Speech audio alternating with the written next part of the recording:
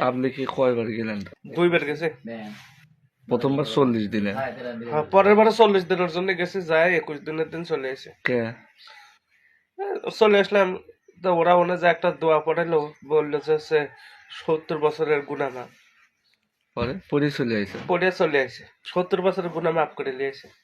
আবার যখন আমার বয়স 70 বছর হবে, হুম। তখন আবার যাবো, যাই আর একবার পড়ে আসবো। তাহলে আবার 70 মাপ। আবার 70 বছরের গুনাহ মাফ। একবার পড়লি মাপ হয়ে যায়। একবার পড়লে মাফ। হ্যাঁ।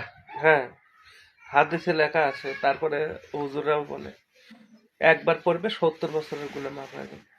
আবার ওটা কি সুবহানাল্লাহ, আমল? আমল। এমন। আবার সুবহানাল্লাহ একবার বললে 70টা করে হচ্ছে ইয়া দেয়, জান্নাতে গাছ লাগাবে। পরে এতবার সুবহানাল্লাহ পড়েছি আমি, যে জান্নাতে যাব ওই জান্নাত পুরোটা জঙ্গল হয়ে গেছে। পরে আর পড়ি না, পড়লি পারে আবার বেশি গাছ হয়ে যাবে। পরে অ্যামাজনের ভাই বড় বনে ভাই একটা প্রশ্ন, তাই ওইখানে করে কি মানুষ তো কি গাছ লাগাইছেন? গাছগুলো লাগাইলেন? খেজুর গাছ, পাম গাছ। ওই ফল কি হইতাছে, নষ্ট হইতাছে না অপচয় হইতাছে না? ওগুলো কি না, বেচ- ফল ধরে নাই, যাবো যখন কই? তখন ধরবে। ওগুলো বেচা যাবে না পরে? হুম। বেশি টাকা পয়সা কামাই করবে। না, জান্নাতে কেউ টেহাই দিবি না।